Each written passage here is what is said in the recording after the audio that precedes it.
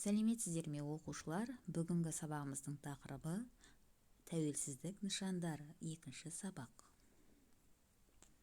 Сабақтың мақсаты тақырып бойынша меңгерген жаңа сөздерді олардың синонимдерімен қатар қолдану, ойын жеткізе білу. Ой түзу сұрақтарына жауап беріңіздер. Қазақстан Республикасының рәміздерін ата. Тудың авторы кім? Әнұранның әнін сөзін жазған кімдер? Елтаңбаның авторлары кімдер? Міне балалар, осы сұрақтарға жауап беріңіздер.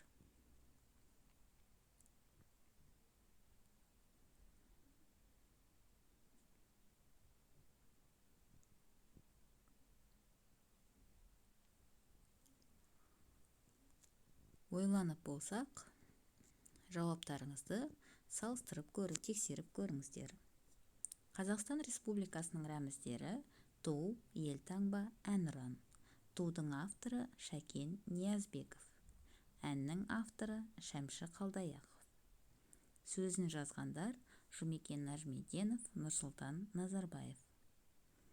Елтаңбаның авторлары Жандарбек Мәлібеков, Шотаман Уәлиханов. Есімізде сақтаймыз балалар.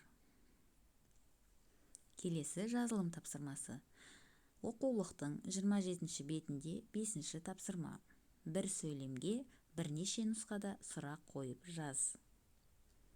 5 сөйлем берілген, сол сөйлемдер бойынша әр сөйлемге 3 сұрақтан жазыңыздар. Үлгі. Олар тәуелсіздігіміздің нышандары болып табылады. Енді осы сөйлемге сұрақтарын оқимыз. Олар ненің нышандары болып табылады? Екінші сұрақ. Нелер тәуелсіздігіміздің нышандары болып табылады? Үшінші. Олар тәуелсіздігіміздің несі болып табылады? Міне балалар, осы үлгіге қарап қалған 4 сөйлемге 3 сұрақтан жазыңыздар. Жазып болсақ, өз жауабымызды тексереміз.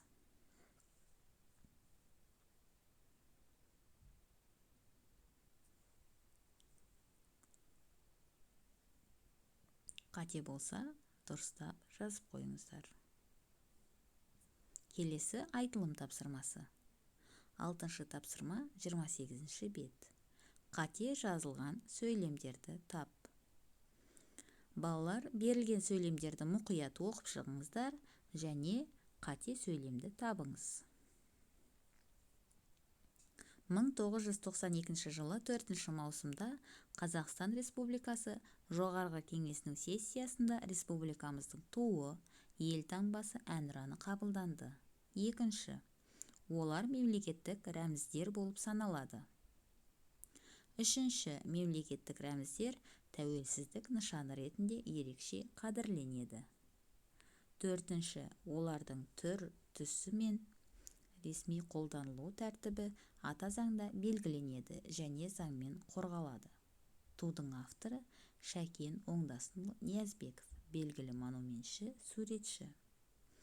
Мемлекеттік елтаңбаның авторлары танымал суретшілер Жандарбек Мәлібеков пен Шотаман Уәлиханов.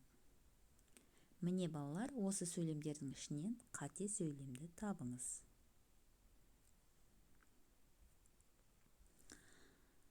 Өзіңді тексер. Жауаптарыңызды салыстырып, қателеріңізді түзетіп жазып алыңыздар. Келесі оқу тапсырмасы. 28-ші бетте 7-ші тапсырма. Мәтінді оқы, сын есімдерді тап.